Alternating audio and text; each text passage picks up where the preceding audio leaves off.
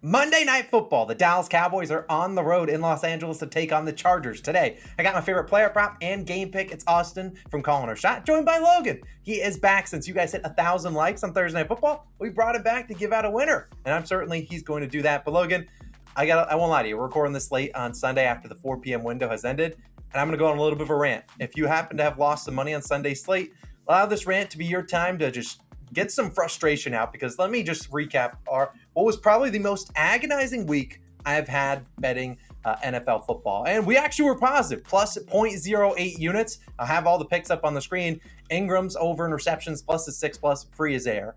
Hawkinson's over 5.5 receptions. He had 6. We needed 7, though, for an extra, ladder. He had 6 in like the third quarter. Easy, did not get another. Whatever.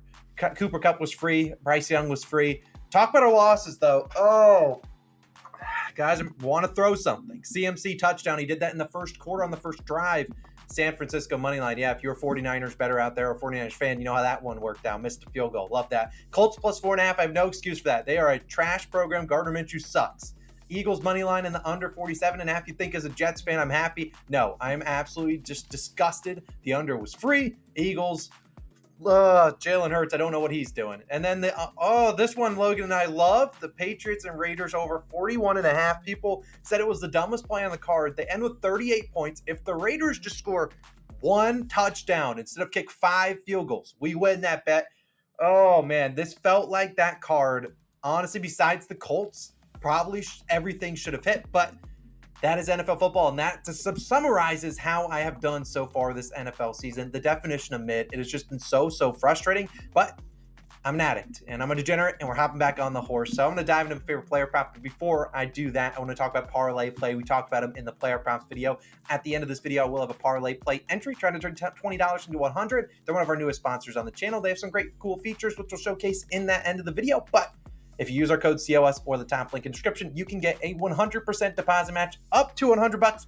Take advantage of it. I certainly would appreciate it. But let's dive into our favorite player prop, and I'm going with Tony Pollard of the Dallas Cowboys over 68.5 rushing yards, minus 115 on BetMGM. Now, I was very close between trying to decide between Tony Pollard's rushing yards or his rushing plus receiving. Knowing my luck, rushing plus receiving will be sweat-free, and I'll be waiting for with Tony Pollard with 60 rushing yards in the fourth quarter, waiting for one more carry. That probably will never come. But I really do like actually Tony Pollard to go over 70 rushing yards, and maybe even get 75 to 80, and I think it's a great spot for him. Because you look at last week, after losing 42-10 to the San Francisco 49ers, they watched Dak Prescott throw 3 picks. I think the last thing in the world that the Cowboys want to do is have Dak step back, start throwing the ball, slinging it around. That's not really probably what they want to do, and I think they get back to running the football, because you look at last week and you just look at Pollard's game log. I mean, last week, only 8 carries for 29 yards. The week before that, 11 carries for 47. I put all of his game logs up on the screen, but since the start of 2021, Pollard, when he has 12-plus rush attempts on the road, which he's done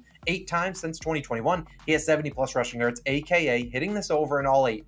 It's been seen on the road. They like to lean on the run a little bit more instead of, putting Dak Prescott in harm's way. On the road, obviously, you're going to have the crowd against you. Sometimes things can go against you. Things can go against your way. And they normally want to lean on the run, and I expect them to do that, especially coming off a week where they got nothing going. And you look at the Cowboys, really, their schedule all year long. They have not been in any competitive game. Either they're blowing out a team, or they're absolutely, getting blown out like they were against the 49ers. The only competitive game they've been in was the game against the Cardinals, and they gave Tony Pollard 23 carries in that game. So I really do anticipate them to feed him the rock. This again, Pollard, that does have that breakaway potential, so it's not like we're counting on him to, get 4 or 5 yards of carry, although that would be nice. He has those, 60-yard carry potential. He could certainly do that. But look, the Cowboys finally have a healthy offensive line. They did lose their center early on in that 49ers game, but he's back and ready to go. And the Chargers defense is not great. Chargers allowing 4.3 yards per carry to running backs, the 11th highest in the NFL. And you look at the competition they faced. They faced the Dolphins in week 1, the Titans, Vikings, and Raiders. Now, the Dolphins in week 1, much different team than you see this week or this year, or later on in the season so far. And that was also a game the Dolphins threw it 45 times for 466 yards. They didn't need to run the football.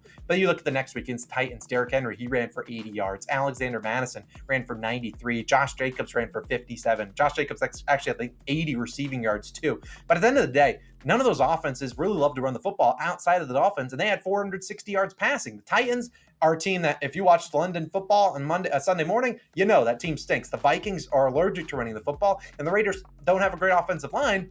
Look at a Cowboys team, has a great offensive line. They want to get back to running the football, and I really do think they do just that. So we look at in 2021, we saw the Cowboys face the Chargers. Obviously, you don't really want to look far into that one. Tony Pollard did have 13 carries for 109 yards. You look at his rush attempts line set at 16.5, despite 19 combined carries the last two games. I think they lean on Pollard on Monday Night Football. I think he gets tons of volume, and I'm certainly confident he can get it there. It could be one breakaway run, or he could do it 4 or 5 yards at a time. I don't trust that Chargers defensive front. Probably going to run the football, keep the ball out of Dak Prescott's hand, limit his turnover potential, and try to keep the ball out of Justin Herbert's hand. So I'm rolling with Mr. Tony Pollard as our player prop on Monday Night Football. Is over in rushing yards. You can play it up to 73.5. But Logan, you have returned. And last time you were on Thursday Night Football, you gave out the Broncos plus 10.5, one of the worst beats we've had this season. They're just offense didn't show up, but I love the pick you got this week. Who are you rolling with on Monday Night Football?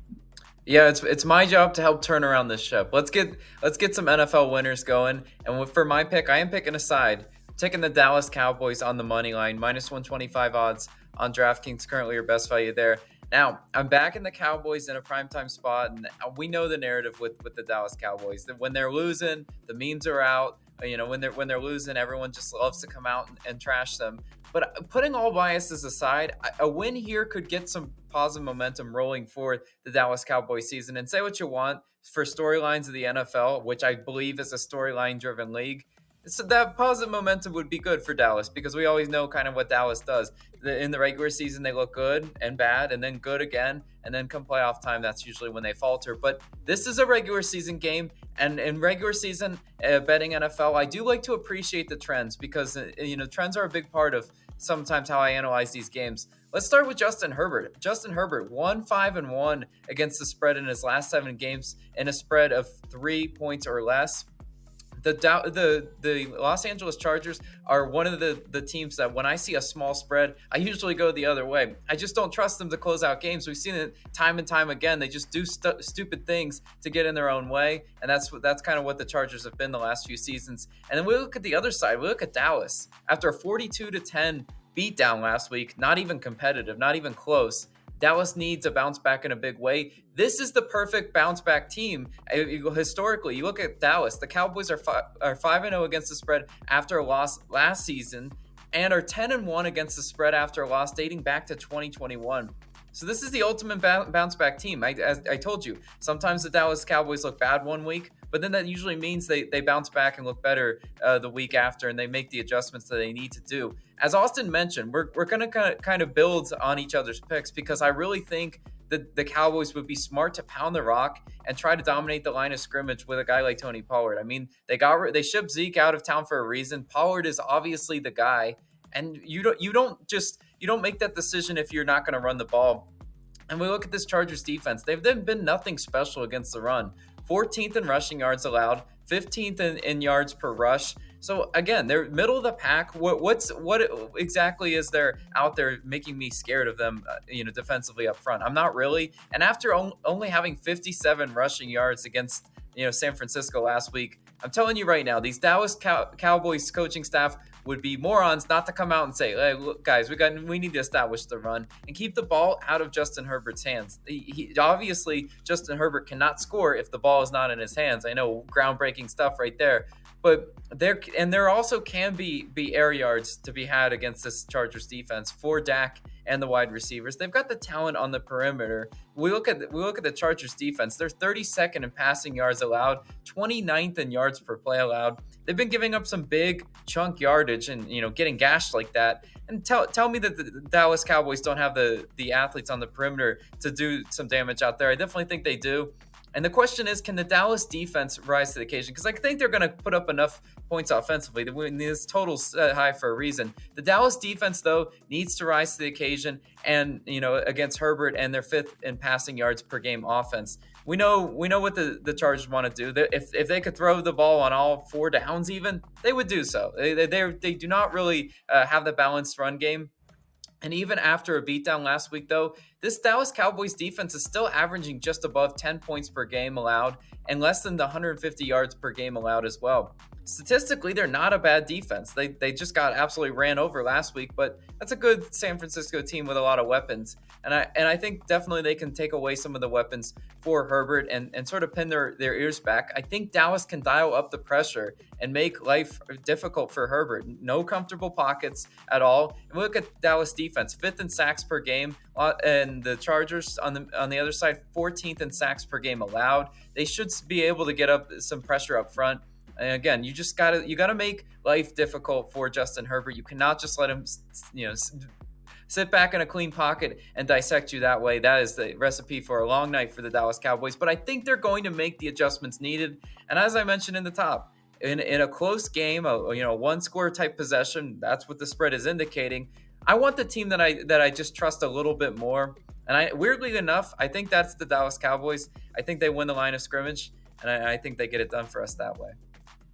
Weird to put trust and more in the Cowboys in a sentence, but that's where we are this far into the season. I mean, look, I agree with the pick. Like you talked about, I think they're going to run the football. I think you're going to see Justin Herbert. While he will get Austin Eckler back, they're going to be throwing it a ton. And I really do think this Cowboys secondary, despite some injuries, can at least contain those guys. And so I like our picks there. Now it's time to wrap up the video with a parlay play entry, kind of going on the same tune of the picks we've already talked about. I'll throw it up on the screen. One of the coolest features about parlay play, and you'll notice it on the first leg, is Justin Herbert. His normal line for pass attempts is 36.5. I've dropped it a little bit down to 35 just for some push potential, for a better chance of hitting. You can do that once a day over on Parlay Plays app. So this is the one I'm using for Monday. I'll have some more for Tuesday and whatnot. Then we got CeeDee Lamb, more than 5.5 receptions, and Tony Pollard's rushing yards, which we already talked about early on in the show. Look, we love Parlay Play, one of our newest sponsors. If you want to, use code COS or the top link in the description. Get a 100% deposit match up to $100. You can tell me $20 to win 100. Look, I think that baby's smacking. Tony Pollard's having a night.